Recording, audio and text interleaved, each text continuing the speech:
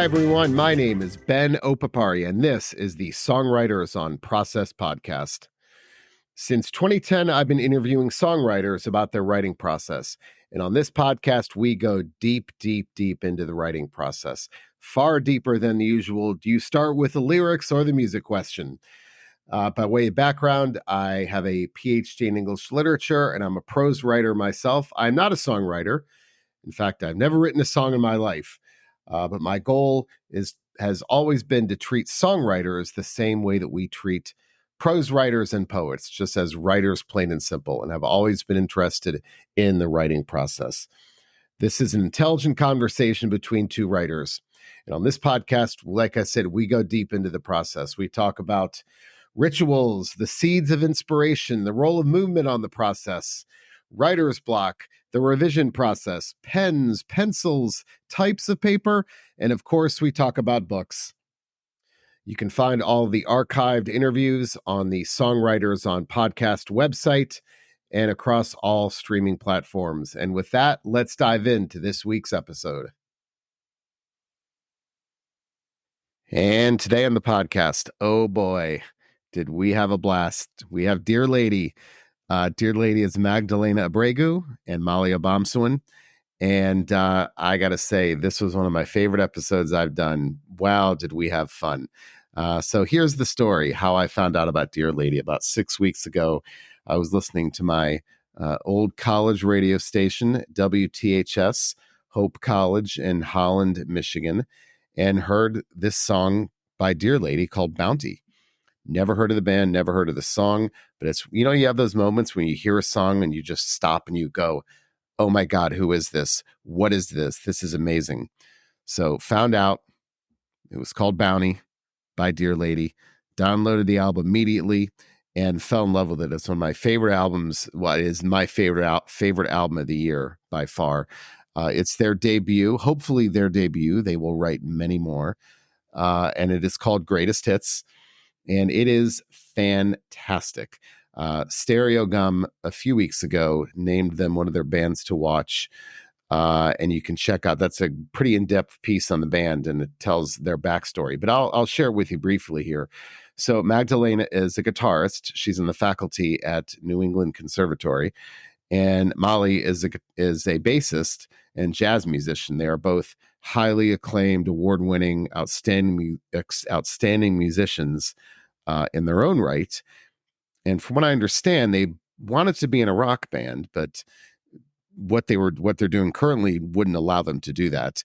But they found each other. They were introduced to each other by a mutual acquaintance and realized, hey, we kind of both want to do the same thing. And they formed Deerlady. And Magdalena, by her own admission, or I should not say by her own admission, she will say that she's not good at writing lyrics. Does not like writing lyrics and doesn't think she's good at it. But loves to write the music. Mali is the opposite. She loves to write the lyrics, but struggles with the music part. So together, it's a powerhouse. Anyway, I could gush forever about this conversation and about this band, but you just got to check them out. Again, the album is called Greatest Hits. So many fun stories in this podcast, so many quirks about our process. And again, it was over after an hour and we all agreed that we could have talked for much longer. I will stop talking now. This is Magdalena Abrego and Mali Obomsawin of Deerlady. The album is called Greatest Hits. Check it out and check out the podcast. Okay, so let's get started. Mali, we'll start with you because you're on my screen first. And I hate to always start with, do you start with the music or the lyrics? And I don't want to go with that, but I would like to discuss and hear from both of you kind of what the process is like, what the writing process is like for this album, and how that worked. Cool. Yeah. I actually love this question. I feel like the best songs usually come with the lyrics and the words, the lyrics and the melody at the same time. That's what we strive for, that inspired moment. But I am typically first to the words and totally tortured trying to come up with melodies and music to go along with it. And that's usually what stops me from finishing a song, honestly. Yeah. Okay, so my follow-up to that is, so when you sit down, do you instinctively say, I'm going to do these things together and see if it works? Or do you start one first and then hope the other one comes in, if that makes sense? Yeah, the latter for sure. I wouldn't even say that I have a process that's dialed in. It's so different every time.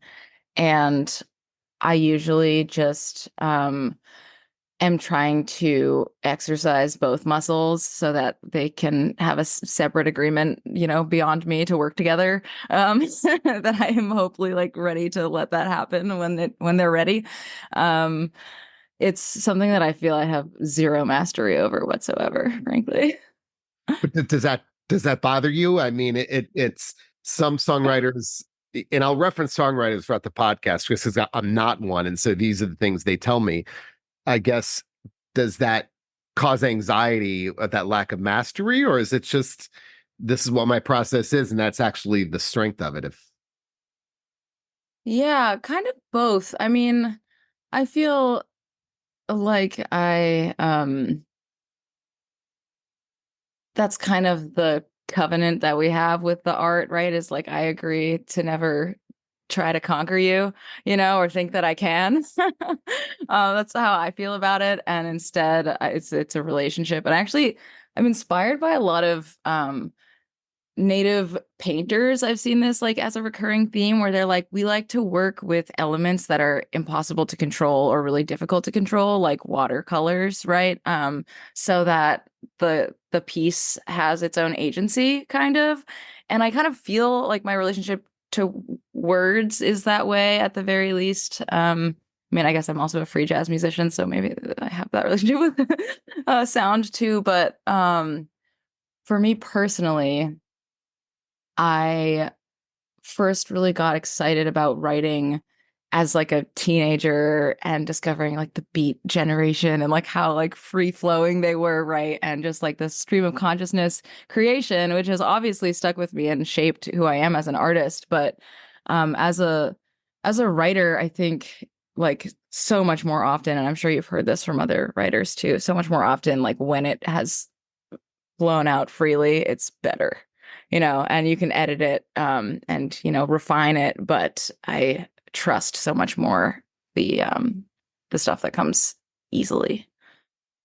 okay, one more follow-up, Mm. Magdalena, we're going to get to you because two things. One, I have a story. I interviewed Jerry Harrison of the Talking Heads a couple of months ago, and I gave him this quote by Allen Ginsberg, and the beat poet, of course. And Jerry Harrison says, "Yeah, he was a good friend of mine." And I was like, "Okay, I'm done." Like, Nice. I'm trying to press this guy with my Allen Ginsberg quote. And he's like, "Yeah, he was a good friend of mine." Um, so here's what's interesting because I've had some songwriters tell me they don't trust the stuff that comes too quickly. Hmm. And I think H.L. Mencken, the writer, has this quote where he says, don't trust anything that happens too quickly. I think, that if it happens that easily, that, if you don't have to work for it, how good can it be? So, maybe that's more of just a comment that some songwriters, if that happens too quickly, they don't trust it. Hmm. I mean, it's always work. It's like just kind of a matter of what parts of it decide to come easily and quickly. And I think that like it's yeah, I think I don't usually trust it, but if it came out easily and I still like it after I look at it, then I'm like, okay, this, I feel like I am a very sharp self-critic, so I kind of trust myself after a revision process at the very least. Yeah. All right, Magdalena, how about you? So, um, are you maybe shifting slightly? Do you write every day or do you feel like, or create every day, I should say, or is it more just create when the mood strikes? I am a create everyday person. Um, I stick to that militantly and become incredibly destabilized when I do not have time for my creative practice every day. Um, I think that it's interesting. In terms of songwriting, I'm completely hopeless at writing lyrics. I can only write music, seemingly, turns out. And so it's been kind of amazing to have Molly come into my life because I love her lyric writing. And so recently, as we kind of look to the future of Deerlady, I've been like, how do you feel about having like an old school, like American songbook style relationship where I write music and you write lyrics? And thankfully, that experiment was welcomed. So when you create every day, is what is that like? Is there you said, I mean, the number of times I've heard songwriter and discipline in the same sentence like you did. You may be the first one, actually. Most songwriters say, I wish I were more disciplined, but I'm not, and I'm never going to be. So, what does that discipline involve for you? Um, is it a certain amount? Is it a certain time every day? I mean, length of time. How do you incorporate that discipline into your creative process? Yeah, it's definitely a certain time of day. It's always nighttime. I feel like there's something about when the sun has gone down that allows me the freedom to create without the keen awareness of time passing. And so that's when I like to work. And I guess I'm not always holding myself to writing song material in that time as much as I hold myself to creating anything at all. So, what would that be, for example? Well, I think that whether it's sitting down and attempting to write something for Deerlady, for instance, as a project, that's sort of something that I would look at and say, okay, this was a successful session.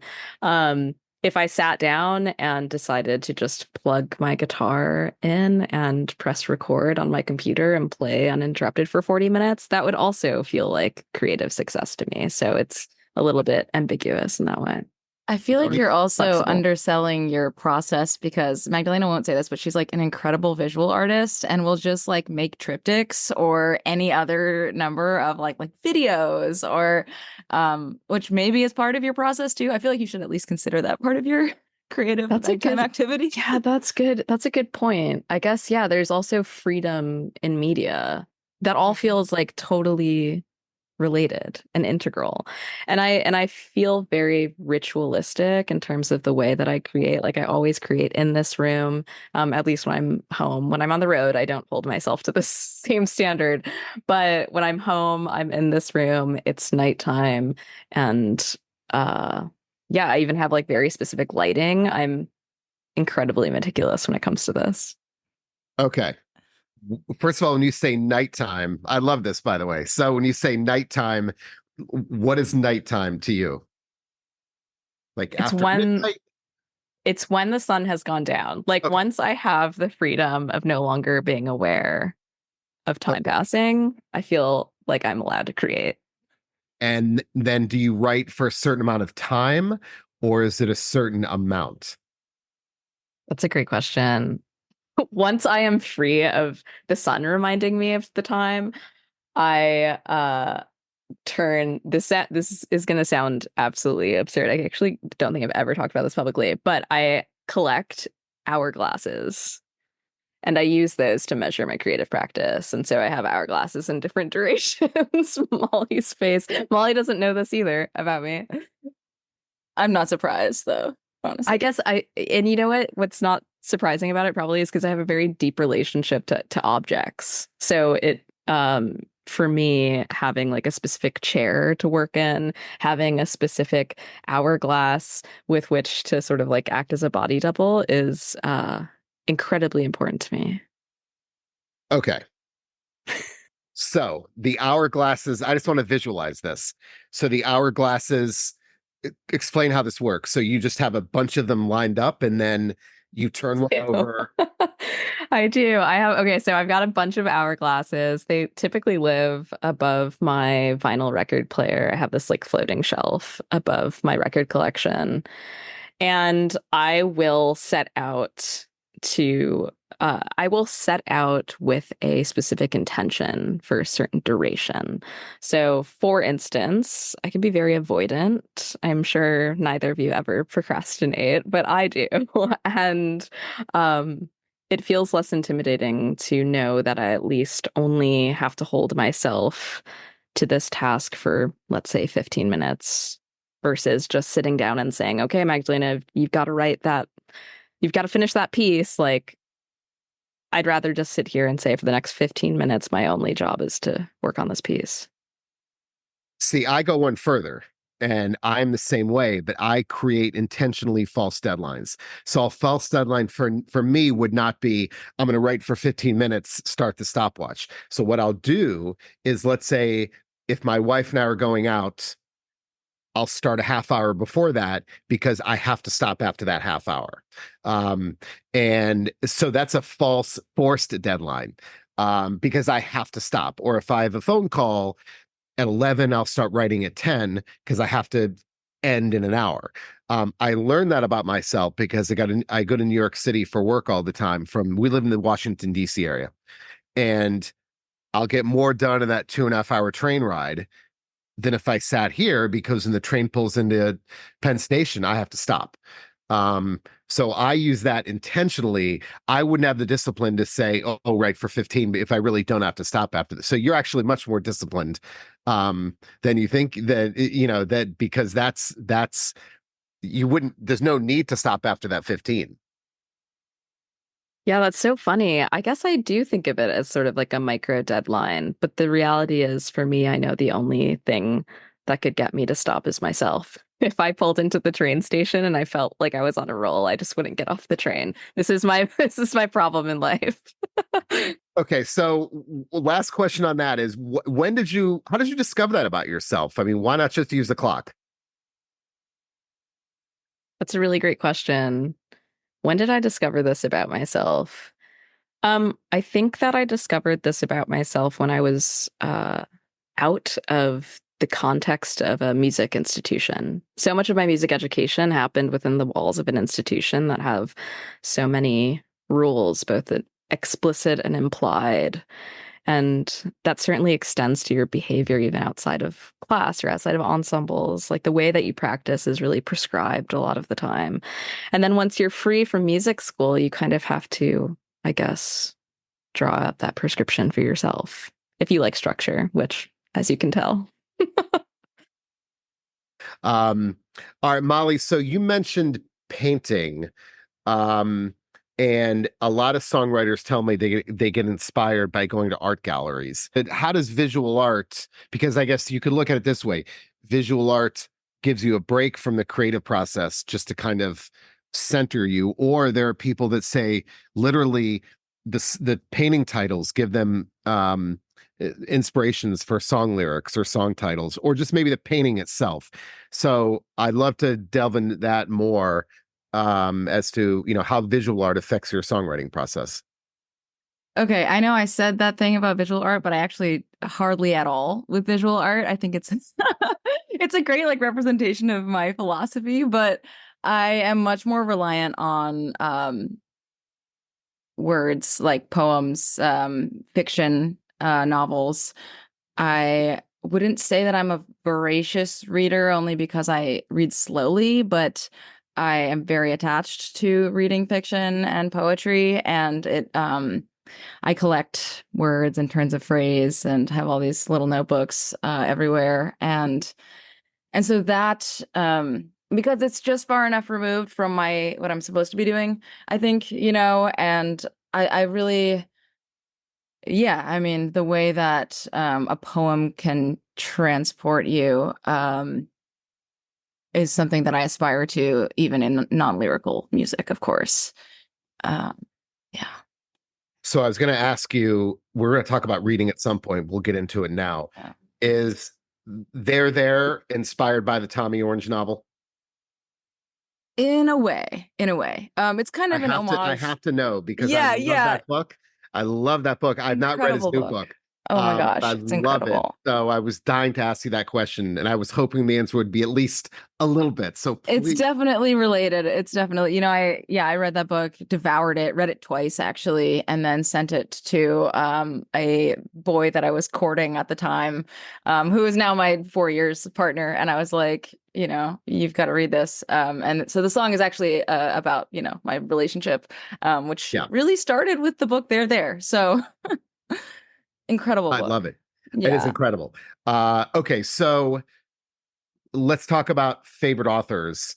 So let's talk about poets first. You mentioned poetry, but honestly, I could count on one hand the number of songwriters who tell me they're influenced by poets, which is deeply distressing because you'd think there's a natural connection, but so few of them read poetry.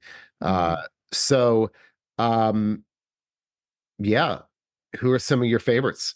I feel very on the spot right now. I'll tell you that I'm reading all of Leonard Cohen's like several books of poetry right now. He has like at least 4 books of poems that like to me is kind of like a song graveyard, which feels like very like um I don't know, refreshing or comforting. Um but the sort of the transition from poem to song is one that is really, really hard to make sometimes, at least for me. So I take comfort in that. My grandfather was a poet. And actually, when you told the story about Allen Ginsberg, I kind of chuckled to myself because in family lore, so my grandfather was this like kind of like queer icon in the 50s in New York. And in family lore, he and Allen Ginsberg were fucking. So Wow. I know, just like a very direct connection to that era. That's not as direct. I tell you, it's more direct than the Jerry Harrison story I told you. You clearly taught me on that one. Yeah. Yeah. And I feel like I'm kind of avoiding your question. But my favorite thing is when to read fiction and novels and feel like the way that writers are delivering the information is poetry. And I think there's Mm. like um such a distinction between authors who do that and authors who don't. I don't know if you know what I mean, but I read a I lot do. of Louise Erdrich, and she has just such a romantic delivery of any experience that is very poetic that you feel that she is thinking about every single word and what it can carry. Some of the best fiction writers are those who are also poets because they can drive a narrative, but they can write about scenes and characters that in a way that fiction writers can. So I'm so glad you said that because I totally agree. Nice. Yeah. Yeah. It's real. I think, when I was in high school, my best friend was, both of her parents were scientists and she was like very science brained. And I told her sort of like out of frustration one time that I didn't care about her scientific facts if they weren't delivered to me in a poetic way. I was like, I would rather have them be lies and make me feel something. And I like, that's not my politics anymore. I'm not in high school, but I really feel that. I feel deeply and I think the most power really in songwriting and in poetry comes from being able to make people care about something that like you might not be able to latch onto it unless it's delivered in that way. So some of the people who I like really revere More Mother is the name of the band. Her name's Kamei. I forget her last name right now. And Gil Scott Heron, kind of that legacy of poetry, is really hits hard for me because of that. I interviewed Lee Young Lee. Lee Young Lee is one of my favorite poets, Chinese American, and I interviewed him, and he said, and this is why he's a poet and I'm not, because he he he said that he looks at when he gets up in the morning out of bed, he sees the outline, he finds the beauty in the outline of his and his wife's body in the bed sheets. And I thought most people see a messy bed and they want to make it. He sees the beauty in the outlines of their bodies. And he just said this to me. This wasn't a poem. And I'll never forget that. And I thought, wow, that's because a poet see the beauty in everyday objects. That's right. Wow. Beautiful. So, all right, Magdalena. So are you a voracious reader? I guess we'll start with that. Yes. Despite being completely incapable of writing lyrics or poetry myself, I love reading.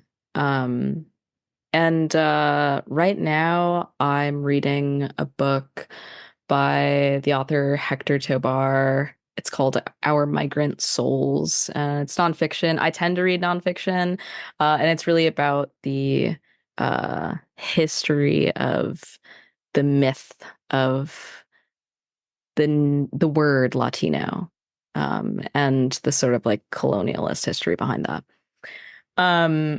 I do love the poet Jose Olivares, who is a Chicano poet based in Chicago. His poetry feels like home to me. So highly recommend. The last book of poetry I read by him was a book called Promesas de Oro, or Promises of Gold. It's really great. He actually set out to write a book of love poems, but then he says that he started to write and then slowly everything ended up being about grief. And so that really resonates with me. Loved that. I tend to read nonfiction almost exclusively, except I also really love comics. And I think it's because I have trouble with fiction. I don't know. I like need a visual to accompany things. I'm much more of like a film person, I guess. But I read a comic recently that was incredible and I highly recommend, even if you don't think comics are your thing, is a comic called Nice House on the Lake by James Tynion IV. It's a really amazing account of a potential apocalypse. And as somebody who feels like they've been like living through the apocalypse for like the past 30 years, I loved it. So highly recommend. I also like reading books of lyrics. I have a book of Lou Reed lyrics that I absolutely adore.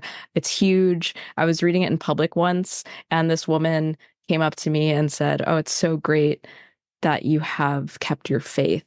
And I had no idea what she was talking about. And then I realized she thought I was reading the Bible, but I was reading Lou Reed lyrics, which feels like the polar opposite of the Bible. But yeah, I guess that's just stuff I like to read. Yeah.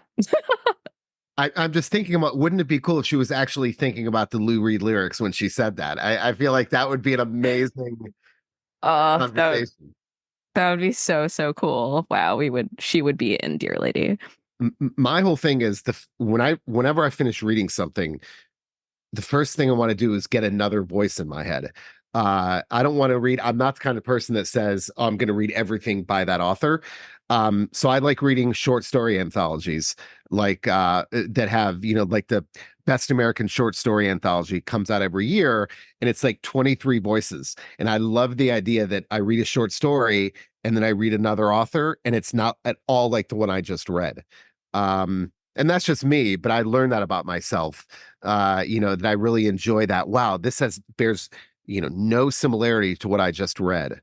And I think I've always been that way. But I do now read a couple of books at a time. I'll read like, they can't be the same genre, but I'll read like short stories in nonfiction or a memoir in fiction or something like that. So, all right, Molly. So I could do an entire website dedicated to the writing utensils of songwriters. I see this in every interview because the devotion to types of paper or pens or pencils is fanatical. Wow. So are you a pen and paper person or a computer person when it comes? Let's start with that. Oh God, pen and paper, hands down. I figured you were, Yeah, but absolutely. You never know. Sometimes I get a curveball. Right. I can't even keep up with like the notes app. Like it's really something about a screen just fully blanks out anything creative for me, and I struggle against it a little bit because often that's all you have with you on you. Some guy, this Navajo guy named David Gomez, came to one of our shows um in LA. He came up to us after and was like, Deerlady's like native Sonic Youth. And I was like, that's incredible. And then he asked for my address, which I had just met him. So I was like, a little weird, but I don't know. I'm gonna like go out on a limb here because you live in New Mexico, that this is okay. Uh, and he whips out this tiny little old school book and a pen. And he's like, all right, Leah, let me write it down. Like, I have something to send you. And I was like, oh, incredible. And I don't know. I'm just naively trusting, I think. And he sent me a packet of these notebooks. So I have like 12 little tiny notebooks from David Gomez now that I love to use, and they're the perfect size. So is that what you use for lyrics? Gathering data, I would say. Someone said something clever in the cafe that I overheard, or I heard something on the radio. You know, for writing lyrics, I think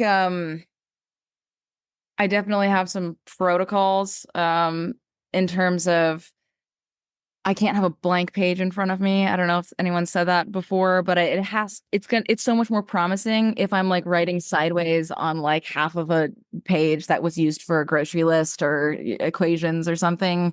Like I think it's gonna be better if it's that. And if I try to sit down with a blank page in a new notebook, it's not going anywhere. So it's got to be something that's already been used. Yeah. Oh boy. It's got to be desperate. Well, okay. So the response I have to that is that the parallel to that is some songwriters tell me that by doing that, they'll tell me that they write on the back of like utility bills or envelopes. It makes the process less precious and less daunting. Oh, I'll just hotel stationery. I'll write, it doesn't make it makes it less daunting if you don't have the fancy notebook and the fancy pen. If you just dash something off anywhere, it lessens the pressure. It does. And you can transfer it when it's ready to something new and fresh that you can edit on more easily. But absolutely, I think getting rid of the preciousness is crucial. So color of ink, brand of pen, does that matter? Nothing with too much gel. I really don't like, a trail that I can't keep track of. And I'm a pretty messy writer, so I need a little bit of a, sharp tip, but otherwise I don't feel like a huge loyalty to any brand. So when you write lyrics that you don't like, scratch out furiously or just one line in case you need it again later? Definitely no scratching. Yeah, I usually just keep going or write it again differently and just look at all the stack of the iterations and try to circle and, draw lines between them. So I've had two songwriters. So I just interviewed Aaron Lee Tasjan. He told me he does that, but I told him that the first time I heard that was from Carl Bromel from My Morning Jacket. And this is like 10 years ago. And what he'll do is that exactly what you do, and that is he will write, and if there's a word he's not sure of, he'll write three words above it, and he'll sing the line differently with each word and see which one works the best. That's the way. That's why, a Word document is great, but I wish it was more inspiring. Right, exactly. Not the same. So last question with this: unlined paper or lined paper? Oh, I actually am impartial. Oh, really? Yeah. Yeah. Okay. Could be anything. If it's lined, I'm writing diagonal across it, of course. I love it. I love that. So if it's unlined, if it's a blank paper, you'll still write diagonally. I could. I feel Love actually, yeah, it could go either way. I think that's so cool, though. I really do. Like, it's so funny how we have like I never write and revise in the same chair. That's to me like there's something about I will not revise in the same place I wrote. Isn't it so interesting? We like to like pretend that we need to take the preciousness out of it, but then we have these very particular things that we just can't go without. Yeah. We're all hypocrites. Yeah, totally. And I think the danger of making it I always the danger in making it precious, like if I can't write and revise in the same chair, is that what if I have to? Yeah. Have no choice, then does that paralyze me? Is it not going to be as effective if I don't have that option? Right. Some of my most productive times is these sort of like heavy duty songwriter challenges where you have to write a song every day, for a month. And none of us have a free month where we're actually able to sort of be precious and do that. So you're often like writing on the bus or you're writing, in between gigs. And it's like so stressful, but you're forced to do it anywhere and always be in that mind space for a month. And I feel like, like removing all of your control over setting can be good, but it's completely unsustainable. Yeah. All right, Magdalena. So I have found that, and this is true, I think, across all types of writers, that people get their best ideas when their bodies are engaged in an unconscious activity. So David Byrne once said that driving is a great time to write lyrics because your brain is focused on something else. So I've had songwriters tell me that they get ideas, their best ideas, when they were doing things like gardening, cooking, um, folding laundry, walking, any activity that doesn't involve conscious activity is when the unconscious bubbles up. And there was an article in the Washington Post last year about how we get our best ideas in the shower because we're doing something that requires nothing, and that's what happens. So this tends to be a fruitful time for songwriters. So Magdalena, I'd love to know your thoughts on how often you get those ideas in times when you're not trying to get those ideas. You may have noticed I have a very specific brain. And so actually, when I'm doing things like washing the dishes or taking a shower, it feels particularly engaging and particularly like it requires a tremendous amount of my focus and attention. I think while most people are probably like sitting at the sink, or standing at the sink, washing dishes and thinking about the other things that they have to do that day, I'm very sort of I like have no choice but to be hyper present and sort of be like, okay, so which dish do we start with here? And how's the water temp today? And so that is not when my ideas come to me. I love that for other people, and I wonder what it feels like to move through the world that way. Yep. How about when you're engaged in motion? So let's break that down into two, because there's the locomotion, which is we are walking, riding a bike, I think when we're engaged in locomotion, when our legs are moving, and then there are the song ideas that come to us when we're, on a train, plane, bus, car, not driving. So does it ever happen in those periods? Yeah, I think that if I ever find myself in stasis without responsibility, so on a train that I'm not driving, um, I I feel a certain freedom, I guess, to let my mind wander. And I don't know if that's where my best ideas come, but at least it's when I feel the least judgmental of the ideas that do come. So when do they come then? Is it when at those times? Well, I've never heard a response like that, which I love again. I mean, I love this interview because it's all things I've never heard before. Because I feel like if I sat down, and this is just me, so maybe I'm projecting, but if I sat down and I said, I'm going to think about things, it's not going to happen because I'm trying too hard. And I've had so many ideas come to me when I'm not trying to think about them. So, but if I'm hearing you correctly, might be a little more deliberate for you. Yeah, I think that like it comes in this amazing moment of breath that I have after I've consumed someone else's really great art. Hmm. So, for instance, I think like, a good film can be like a good meal. And after I've watched something that has moved me in some kind of way, and I have to just have this like moment afterwards, whether it's I'm moving from one space to another, or I'm driving home from the cinema or something, it's more likely that it'll happen then, right after I have just let myself live in someone else's world for a minute. So what about after reading? Do you get that? Is that same inspiration when you read Same something? thing. Yeah, it can be yeah, it can happen in beholding art of all forms. Yeah. Molly, how about you? Um, so lately I've been experimenting with a new approach, which is I've been setting my alarm for 5 to 5:30 in the morning, which is early for me. I'm not, I am a morning person, but I'm not that much a morning person. And 5 to 5:30, get up out of bed, go downstairs to the privacy of my kitchen, write for 10 minutes and go back to sleep. And I am writing in a complete haze of, almost slumber. And I haven't read any of these yet because I've only been doing it for about a week and a half.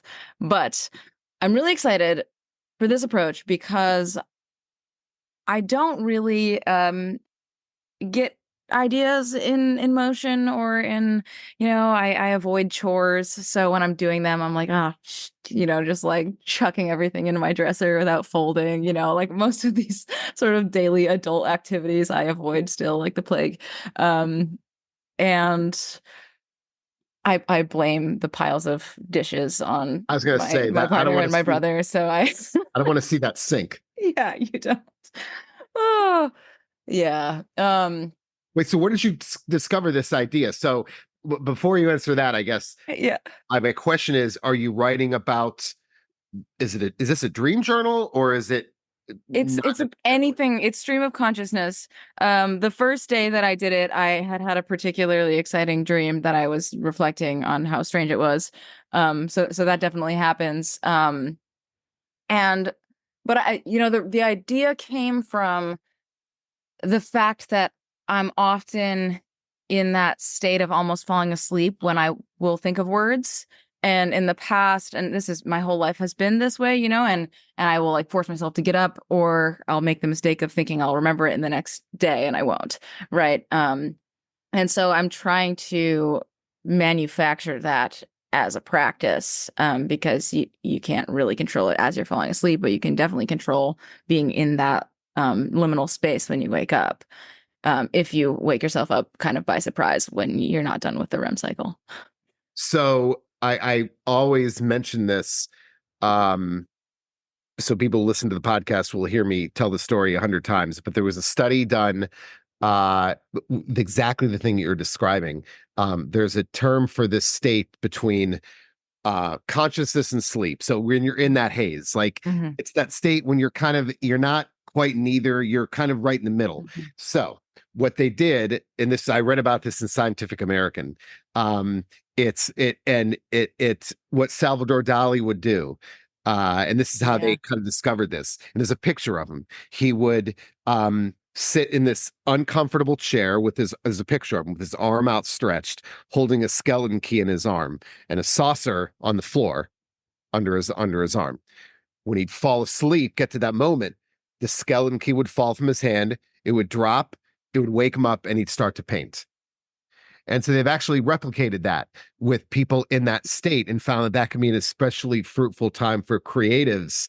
That when you're in that whatever that state is, when you're not awake, you're not asleep, but waking people from that state can be especially productive. I think that's what you're talking about. I think so, although it's really hard to imagine expecting yourself to like complete something in that state.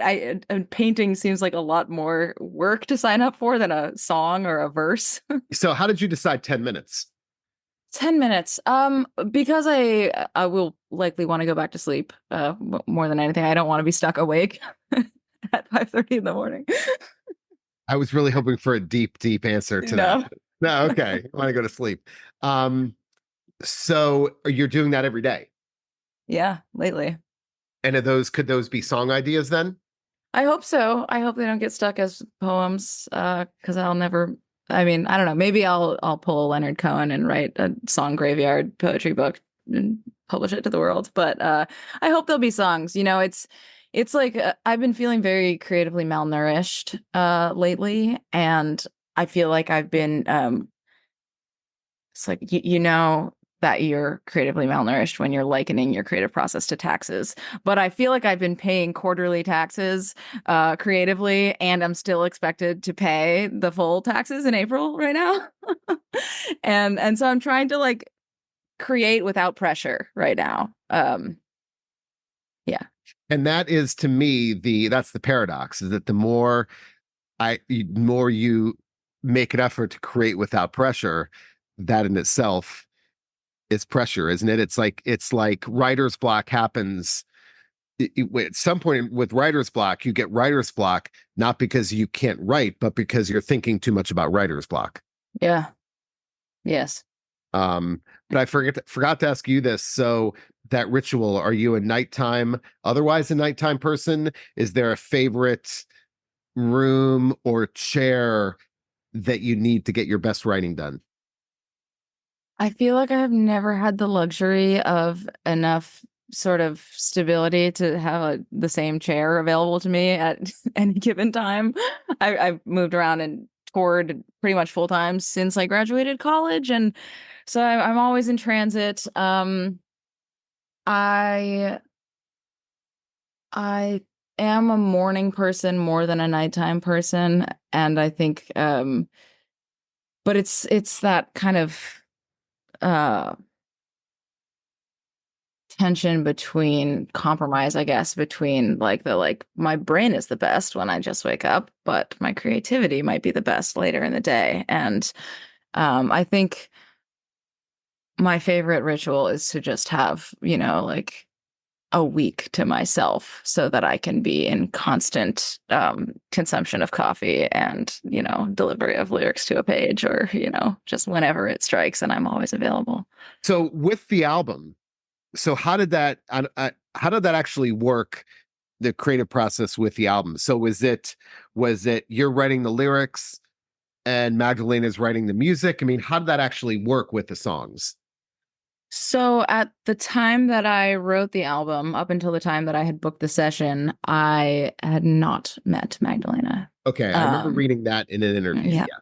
Yeah, so I wrote all the lyrics and the melodies and the chords, and was looking for a guitarist that could make non-guitar sounds and take the album to a completely different place, because I was used to having my songs in like a very standard kind of Americana format, and I needed just something completely different. So that's where Magdalena came in. Okay, so Magdalena, then what was your role then in this, taking those songs and doing what with them? I guess I thought of Molly's songs the way I think of any of the other art we've talked about today, like a good movie or a good meal or a good photograph. It was raw material. And I think that they were really fully formed and their own like little living beings in and of themselves. I think that the collaboration really came in the studio, and we were trying to create this sonic world for them to live in. And so much of that process ended up being guitar focused and guitar driven, in a kind of way that felt incidental and organic. So yeah, it was very, yeah, I guess the whole process felt very holistic and organic in a way that is only clear in hindsight. Do you have a favorite song on the album? Hmm. I don't think we've ever talked about this, Molly, but I think that my favorite track on the album is Change of Heart. And Wow. Deep cut, bro. the reason is, So surprised. it's such a, oh my gosh, this is so embarrassing to actually say publicly, but I'm going to own this, which is that, okay, it is so cringy to listen to yourself play.